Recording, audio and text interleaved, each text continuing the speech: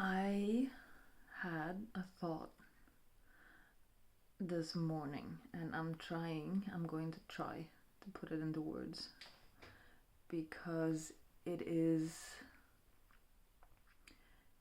important for me to understand what's going on. It's this interesting feeling of something being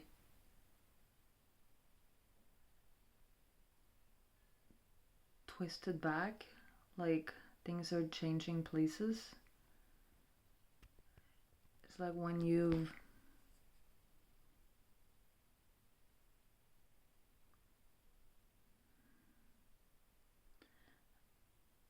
something has been twined. Maybe I'm making up words. And it's like untwining. So I was watching Backstory. I was watching Hunting Warhead.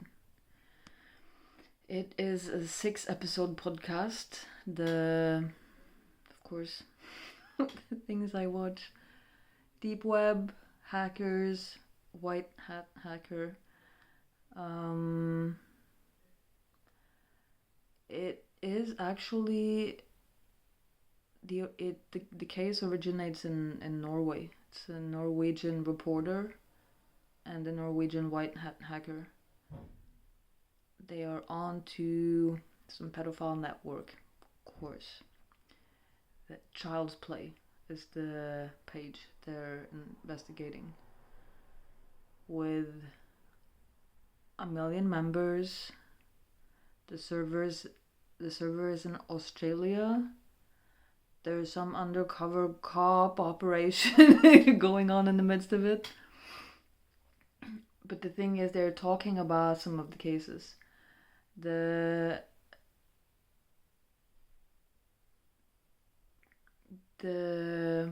looking for Warhead is his username, I think. He is the one who started the page, I think. Take it with a grain of salt and do your own research. And Ben is his name, I think. He is, I think, in his 20s. He lives with 2 friends. Gideon, maybe, and Jared, maybe. So we're following them. They are going to New York for Gideon's birthday, and Ben are supposed to go with him to the opera. He can't come because he has other plans, which is raping a 4-year-old. Gideon doesn't know anything about it. He goes alone to the opera, blah blah blah. Later on down the line, police is knocking on the door. It's a raid. They catch Ben. And Gideon learns, like, he's asked multiple questions. He's asked the same question multiple times. Are you sure you didn't know what he was doing when you were in New York together? He's like, I swear, I'm cooperating. I'm telling you everything I know. I didn't know. I don't know. And then the police officer lady tells him, well, Ben, he was raping a 4-year-old. And turns out, if I remember correct, that Jared was also participating at this. It's been going on for 2 years. I swear I'll get to the point at some point. And fucking fly. Yeah, it's been going on for 2 years. The girl's dad is also part of it. So he's the one filming. I think it's been him and Ben all along. And at some point they decided to include Jared. And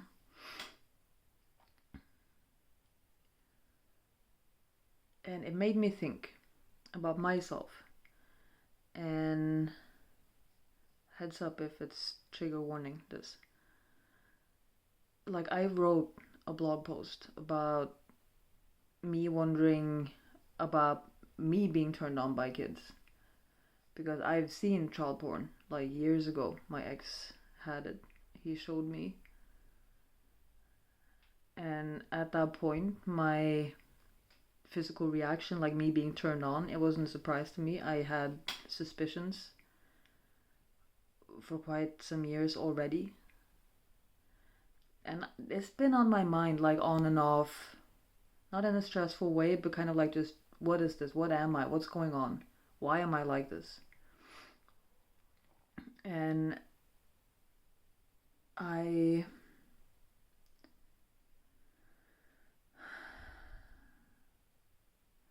I'm thinking.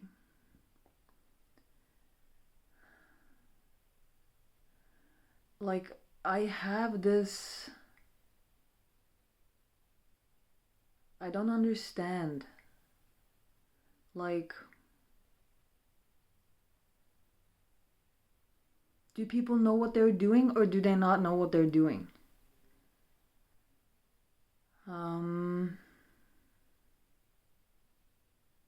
Because when I had like conversations with my friend who studied psychology back when I was at uni, when I was 24, 25, and I was arguing that it wouldn't be damaged. You wouldn't be damaged if you were sexually abused, as long as the guy who did it or the person who did it were like kind, not violent. As long as it was not violent, no damage done. That was what I was wholeheartedly arguing for. I didn't know that I argued the way I did because of my own trauma. I hadn't discovered what was buried inside of me at that point. So I couldn't make sense of why was I. First of all, I didn't fully realize that I was what I was saying, I think, which is so weird because on some cognitive level, I knew it's bad to molest people. On a deeper emotional level, wires were crossed. So when people say they should have known better, I'm like, yes, but also I didn't. Like, you can't expect me to be somewhere I'm not. It doesn't work that way. You have to get me to a place where it's healthy to be then. Like, that I can agree with. But then hearing the story about Ben and Gideon and Jared, and just sitting with this, like, do they know what they're doing? Like, what's going on? And then wondering if I could have done the same. And I've had this conversation with my practitioner at some point, where I think I said, I'm scared that I would have done something if I had the opportunity, because what if I saw it as like so harmless that I would just try a little bit is sexual abuse, you know? What if I didn't know better? Which is such an ugly sentence to say. But at the same time, from my experience and like dealing with my own trauma, that is also an accurate sentence to say. And then my practitioner, when I brought this up, he was like, what, like, would you really think about it? And I ended up thinking, like, no, I wouldn't.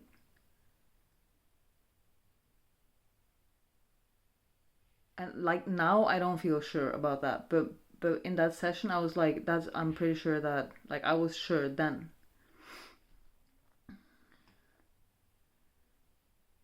Where was I going with that?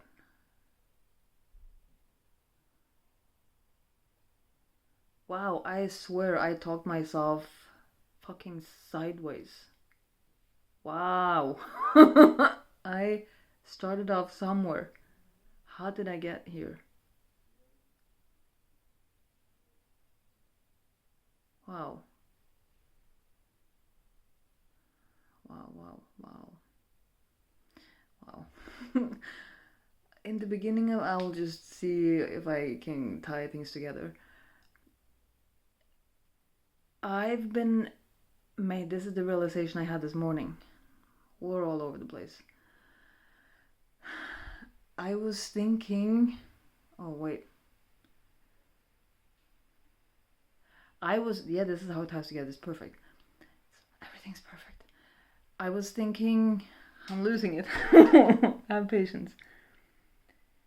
I think I am thinking that I can do such bad things because I've been trained to believe, or made to believe, however you want to phrase it, that I am such a bad person. And I've been made to believe that I'm a bad person because I'm not giving people what they want. I'm not making people feel the way they want to feel. Which is so different from actually causing harm. Those are in two different groups altogether. I think this is so interesting that I was with my parents. I didn't want to do what they wanted me to do. I didn't want to go on a hike with my mom on a Sunday. I'm the bad person now. I don't want to help my dad out with whatever he is asking me to help him out with. I'm a bad person now. I make my dad feel guilty. My dad feels guilty, like it's my fault. It's like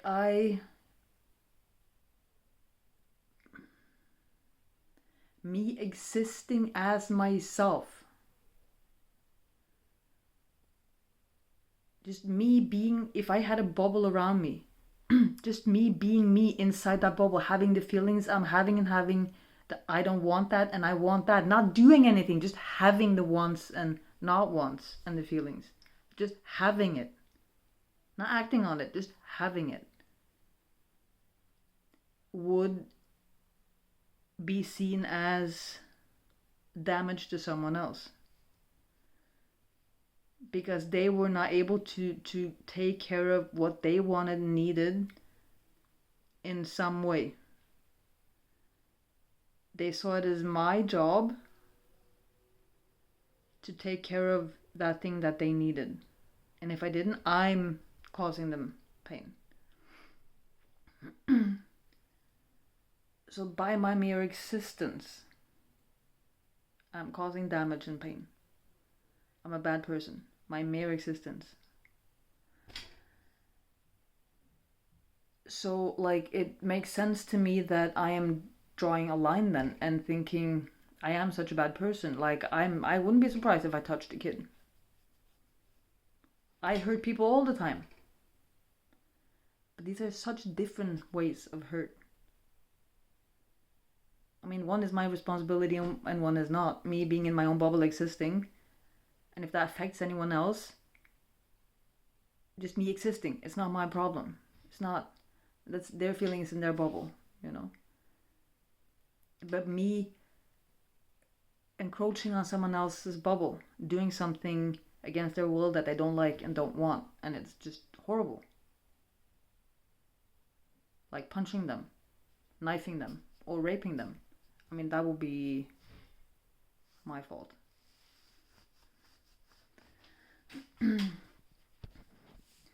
This is really like, it hasn't sunken in yet. These are just so far realizations. But it's going to sink in and it's going to be really big because I walk around acting, believing as if, yeah, my mere existence is just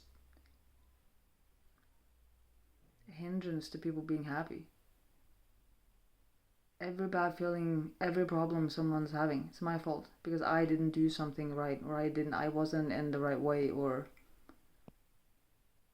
something I could have done and should have done differently, and then I wouldn't have felt like that.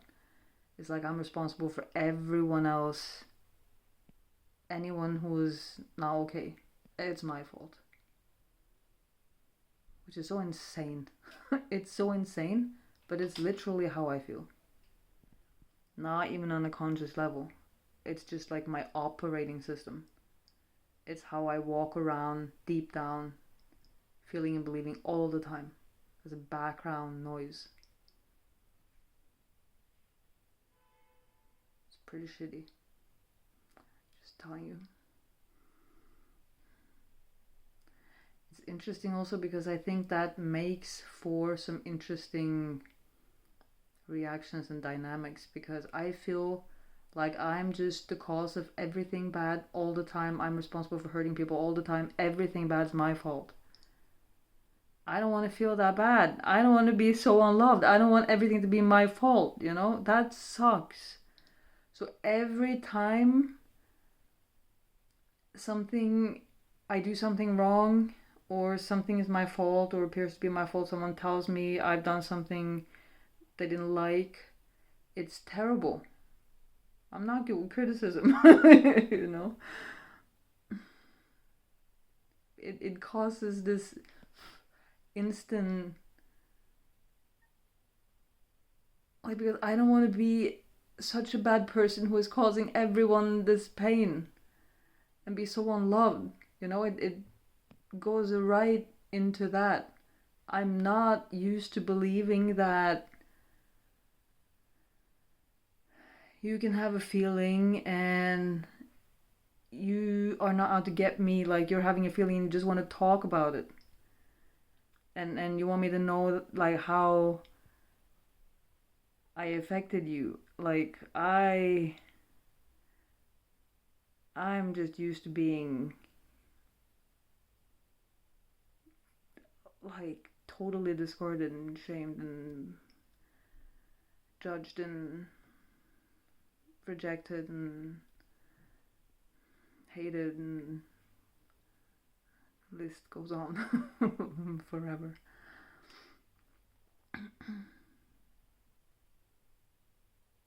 Also just sharing this and like kind of like laughing about it, although it's such a, I think it's a really heavy thing, actually. It's just my normal, I mean, maybe it isn't heavy, I don't know. It's just my normal, these are the waters I'm swimming in all the time. So it's just everyday breakfast. I mean, at least I'm not crying. People don't like when I'm crying, so. You know, with my mom, I couldn't get anything right. If I was crying, that would be bad. Well, if I'm not crying, that will also be bad. Am I laughing about it? Definitely bad.